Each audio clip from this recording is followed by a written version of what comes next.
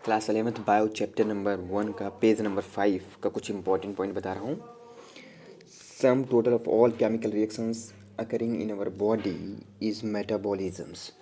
Metabolism क्या होता है? हमारे बॉडी में जो सेल हैं, सेल के अंदर जितने भी रिएक्शंस होते हैं उन सबको मिलाकर क्या बोल दिया जाता है? मेटाबॉलिज्म बोल दिया जाता है।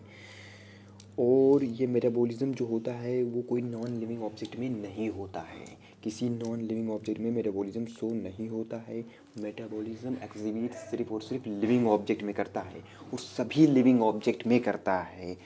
सभी लिविंग ऑब्जेक्ट में करता है, चाहे वो प्लांट्स हों, चाहे वो एनिमल्स हों, चाहे वो फंजाई हों, चाहे वो माइक्रोब्स हों। मेटाबॉलिज्म अगर वो कोई ऑब्जेक्ट लिविंग है तो उसमें मेटाबॉलिज्म शो होगा। Metabolic reactions can be demonstrated outside the body in cell-free systems, and isolated metabolic reactions outside the body of an organism performed in a test tube is neither living nor non-living.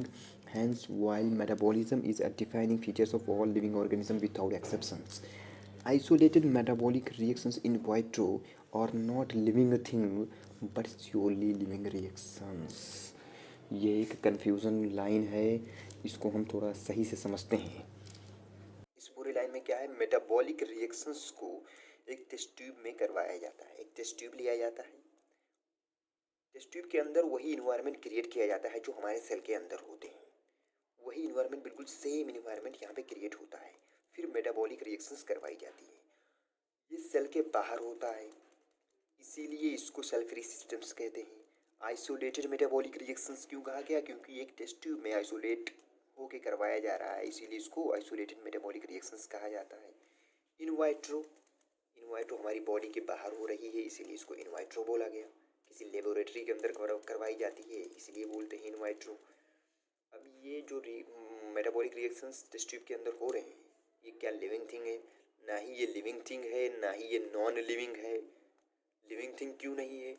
Living thing इसलिए नहीं है, हमारे body के अंदर जब metabolic reactions होते हैं तो हमारी बॉडी क्या होती है? लिविंग होती है। लेकिन ये टेस्ट ट्यूब के अंदर हो रहा है, तो क्या टेस्ट ट्यूब लिविंग है? टेस्ट ट्यूब लिविंग नहीं है। हमारे बॉडी के अंदर हो रहा था तो हमारी बॉडी लिविंग थी, इसीलिए लिविंग थिंग था। लेकिन हमारे बॉडी के अंदर नहीं हो रहा है, ये टेस्ट ट्यूब के अंदर हो रहा है, एक लैब में करवाया जा रहा है, इसीलिए वो ना ही लिविंग थिंग है और ना ही नॉन लिविंग है। लेकिन जो इसके अंदर रिएक्शंस होते हैं, मेटाबॉलिक रिएक्शंस, जो इसके अंदर मेटाबॉलिक रिएक्शंस होते हैं वो लिविंग होते हैं। वो क्यों होता है? मेटाबॉलिक रिएक्शंस क्यों लिविंग है? ये तो भाई लिविंग थिंग भी नहीं है, नॉन लिविंग भी थिंग भी नहीं है, ये पूरा एक्सपेरिमेंट, ये पूरी चीज़ें। लेकिन इसके अंदर जो रिएक्शंस हो रहे हैं वो मेटाबॉलिक रिएक्शंस हैं, और वो लिविंग क्यों हैं? लिविंग इसलिए है जो हमारे सेल के अंदर रिएक्शंस हो रहा था वही सेम रिएक्शंस तो यहाँ पे हो रहा है, वही सेम रिएक्शंस तो करवाया गया है, इसीलिए इसको लिविंग रिएक्शंस बोला गया। रिएक्शंस तो सेम है, रिएक्शंस तो सेम है, इसीलिए जो हमारे सेल के अंदर जो रिएक्शंस हो रही थी वो भी लिविंग थी, और वही same as it is reactions करवाई जा रही है, मेटाबॉलिक रिएक्शंस करवाई जा रही है, इसीलिए ये भी क्या है? सेम है। तो दोनों रिएक्शंस हमारे अंदर और टेस्ट ट्यूब के अंदर दोनों रिएक्शन सेम है, इसीलिए इस रिएक्शंस को लिविंग रिएक्शंस कहते हैं। लेकिन जो पूरा ये एक्सपेरिमेंट होता है वो लिविंग थिंग भी नहीं होता है, नॉन लिविंग भी नहीं होता है। इसके बाद ये है कि cell organisations of the body is defining features of life forms. यानी कि डिफाइनिंग प्रॉपर्टी, सेल ऑर्गेनाइजेशंस भी एक टाइप का क्या है? कैरेक्टर्स है, जो कि ये भी एक डिफाइनिंग प्रॉपर्टी होती है। यानी कि सेल ऑर्गेनाइजेशंस भी सभी के सभी लिविंग में पाया जाता है और सिर्फ लिविंग में होता है, इसीलिए इसको भी क्या बोला गया? Defining property of living organism बोला गया। नाउ अगले पॉइंट पे आते हैं, consciousness. Consciousness become a defining property of living organisms. Consciousness क्या होता है? कि हमारे जो इन्वायरमेंट में चेंजिंग आती है, हम उसको, हमारे पास सेंस ऑर्गन होता है, सेंस करता है जो भी चेंज आया इन्वायरमेंट में, और फिर रेस्पॉन्स करता है। उसी प्रोसेस को कॉन्शियसनेस कहा जाता है। कॉन्शियसनेस चाहे वो एनिमल हो, चाहे वो प्लांट्स हो, कॉन्शियसनेस सारे लिविंग ऑर्गेनिज्म शो करते हैं, और ये सिर्फ लिविंग ऑर्गेनिज्म में होते हैं। कॉन्शियसनेस नॉन लिविंग ऑर्गेनिज्म में नहीं होता है। एक इम्पॉर्टेंट पॉइंट ये भी याद रखना कि प्लांट्स के पास सेंस ऑर्गन नहीं होते हैं, लेकिन फिर भी वो कॉन्शियसनेस शो करता है। तो इसीलिए कॉन्शियसनेस को एक defining property of living organisms कहा जाता है। Defining property of living organism कहा जाता है। तुम्हें पता होना चाहिए कि defining property of living organism का क्राइटेरिया क्या है। क्राइटेरिया, दो क्राइटेरिया था इसका। एक था कि सभी लिविंग ऑर्गेनिज्म में हो, दूसरा था कि सिर्फ लिविंग ऑर्गेनिज्म में हो। ओनली इन लिविंग ऑर्गेनिज्म में, सिर्फ लिविंग ऑर्गेनिज्म में होना चाहिए। वो पॉइंट या वो कैरेक्टर्स नॉन लिविंग में नहीं होना चाहिए। तो तीन कैरेक्टर्स ऐसे मिले हैं, तीन पॉइंट ऐसे मिले हैं जो defining property of living organism को शो करते हैं। पहला पॉइंट था सेलुलर ऑर्गेनाइजेशंस, दूसरा है मेटाबॉलिज्म, तीसरा है कॉन्शियसनेस। तो ये तीनों जो होते हैं defining property of living organism को शो करते हैं।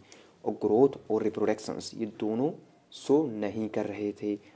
Defining property of living organism show नहीं करते हैं, वो नॉन डिफाइनिंग प्रॉपर्टी है।